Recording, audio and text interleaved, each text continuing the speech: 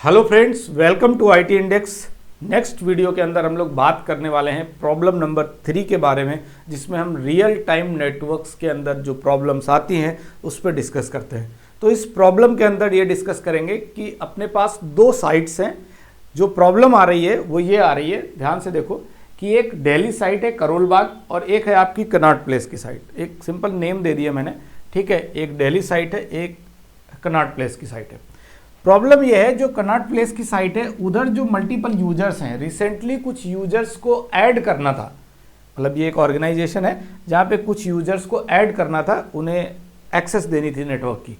तो यूजर को ऐड करने के लिए लोकल टीम से ये कोऑर्डिनेट हुआ कि यूजर्स के लिए एक VLAN 20 क्रिएट करके और उन सभी यूजर्स को जिन्हें ऐड करना है उन इंटरफेसेस को VLAN 20 में ऐड कर दिया जाए जो जिस वर्क स्टेशन पे यूजर्स बैठ रहे हैं, राइट। तो बात ये क्लियर हुई। तो लोकल टीम ने क्या किया, VLANs क्रिएट किए और VLANs क्रिएट करने के बाद उन इंटरफेसेस को उस पर्टिकुलर VLAN के अंदर मूव करा दिया जो जिस इंटरफेस पे, जिन वर्क स्टेशन पे जो यूजर्स थे जिनकी सेटिंग थी, ठीक है। बट प्रॉब्लम क्या आ रही, जब भी यूजर कनेक्टिविटी करने की कोशिश कर रहे हैं, यूजर्स अपने गेटवे को पिंग करने की कोशिश कर रहे हैं। मतलब जो प्रॉब्लम आ रही है वो यूजर को क्या पता गेटवे क्या है। यूजर तो अपनी वेबसाइट एक्सेस कर रहा है, अपने एप्लीकेशंस एक्सेस कर रहा है। तो उस टाइम पे जब यूजर को प्रॉब्लम आ रही है तो जो लोकल सपोर्ट टीम थी उसने डायरेक्टली गेटवे को पिंग किया और जब गेटवे को पिंग किया तो रिप्लाई नहीं आ रहा था।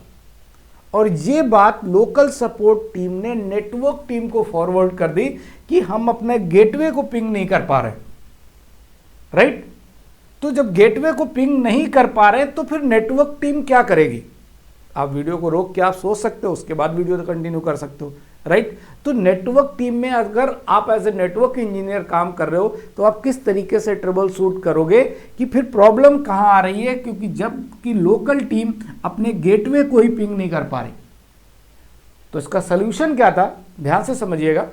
क्योंकि ये जो डिपार्टमेंट है जो number of 5 to 10 users local team connect करा रही है, वो जो यूजर्स हैं उनके लिए एक VLAN क्रिएट किया गया। इट मीन्स ये सभी यूजर सिंगल VLAN के अंदर है, किसी भी तरह को कोई प्रॉब्लम नहीं है। भाई VLAN में इंटरफेसेस ऐड किए गए होंगे तो कोई प्रॉब्लम लोकल एंड पे तो थी नहीं।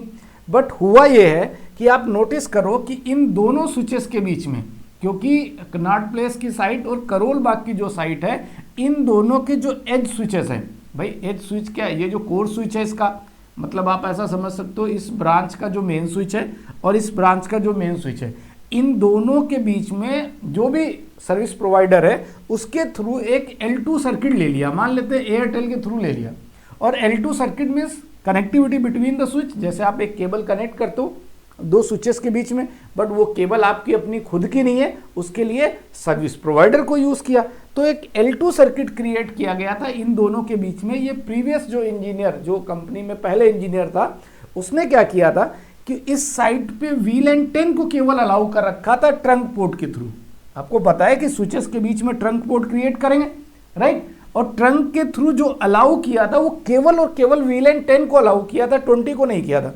क्योंकि 20 तो अभी जब ये बात हुई कि ठीक है इन यूजर्स को ऐड करना है तो उनके लिए एक नया VLAN क्रिएट कर दिया गया, बट उस VLAN को पास भी तो कराना होगा।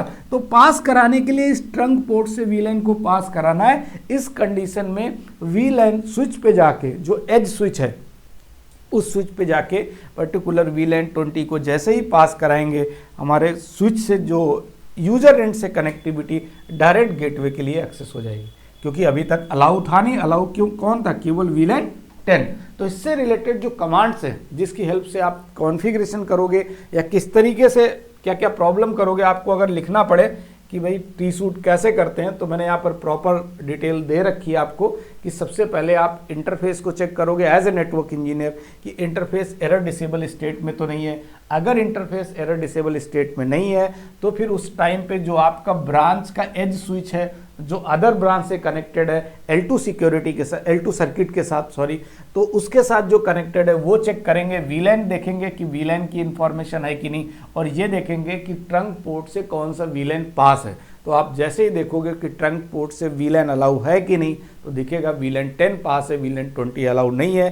तो VLAN 20 अलाउ करने के लिए इस कमांड को यूज़ करोगे कि वो भी जो भी पोर्ट है उस पोर्ट पे जाके, और ट्रंक पोर्ट की बात कर रहे हैं, उस पे जाके switch port trunk allowed VLAN add 20। Finally उस पोर्ट के अंदर ऐड 20 कमांड चलाएंगे, ये बहुत इंपॉर्टेंट है, राइट, क्योंकि ऐड 20 नहीं कराओगे तो फिर उसमें क्या करेगा, ओवरराइट कर देगा।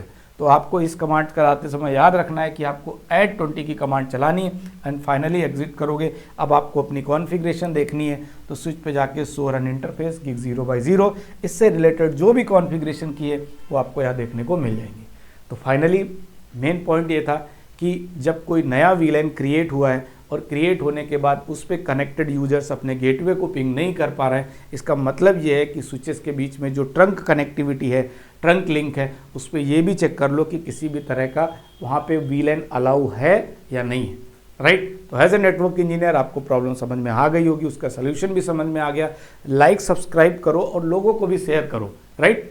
Thank you so much and thanks for watching this video.